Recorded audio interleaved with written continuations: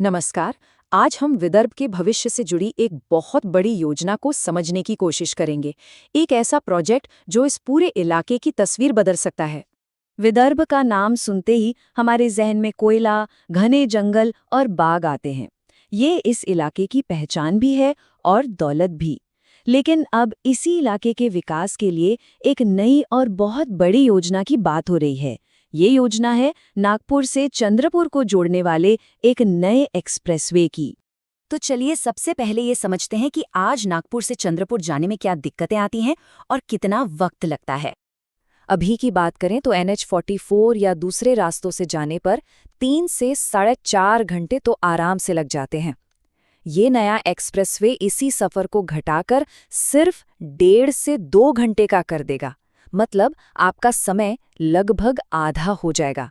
तो आखिर ये नागपुर चंद्रपुर एक्सप्रेसवे है क्या? देखिए, इसे एक ग्रीनफील्ड प्रोजेक्ट कहा जा रहा है। इसका सीधा सा मतलब है कि ये किसी पुरानी सड़क को चौड़ा करके नहीं बनेगा, बल्कि ये खेतों और खाली जमीन से होता हुआ एक बिल्कुल नया रास्ता होगा। ये एक्सप्रेसवे करीब करीब 19 किलोमीटर लंबा होगा और ये एक्सेस कंट्रोल्ड होगा, यानी इस पर हर कहीं से गाड़ियां नहीं चढ़ पाएंगी। एंट्री और एग्जिट के लिए तय जगह होंगी, जिससे सफर तेज और काफी हद तक सुरक्षित हो जाता है। शुरुआत में ये सड़क 6 लेन की बनेगी, लेकिन इसे बनाते वक्त भविष्य का भी ध्यान रखा गया है। अगर ट्रैफिक बढ़ता है तो इसे आसानी से 8 लेन तक चौड़ा किया जा सकेगा। इस पूरे प्रोजेक्ट पर जो एक शुरुआती खर्चा आंका गया है, वो करीब 15,000 करोड़ रुपए का है। और इस बड़े प्रोजेक्ट को बनाने की जिम्मेदारी महाराष्ट्र राज्य सड़क विकास निगम यानी MSRDC को दी गई है। ठीक है, ये तो हो गई प्रोजेक्ट की बातें।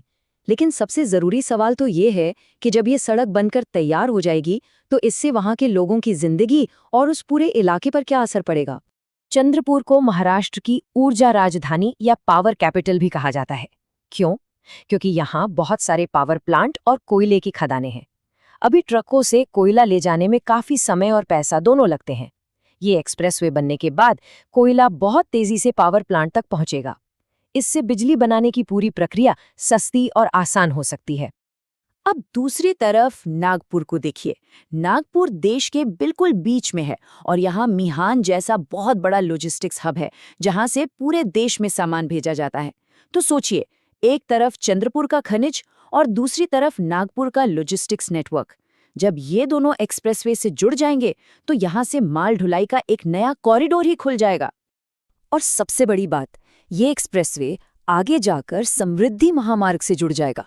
इसका मतलब ये है कि चंद्रपुर की खदानों से निकला सामान बिना किसी रुकावट के सीधे मुंबई के बंदरगाह तक पहुंच सकेगा। ये विदर्भ को देश के सबसे बड़े पोर्ट से जोड़ने वाली एक सीधी लाइन बन जाएगी।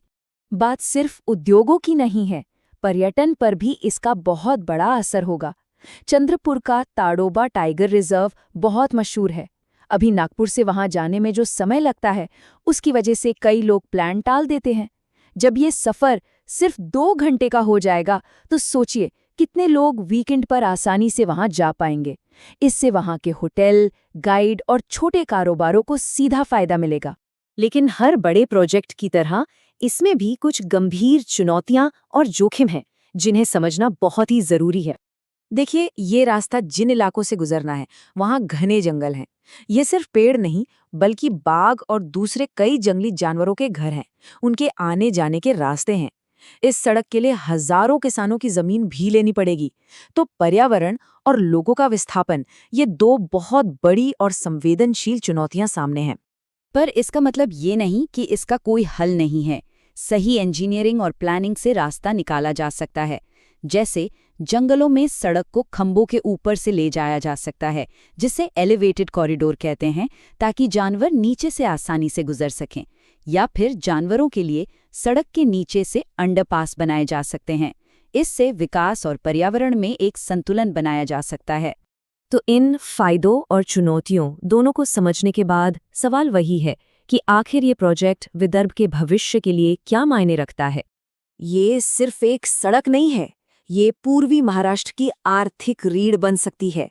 अगर ये योजना सही तरीके से और समय पर, मान लीजिए 2030 तक भी पूरी हो जाती है, तो ये विदर्भ के विकास का नक्शा हमेशा के लिए बदल सकती है।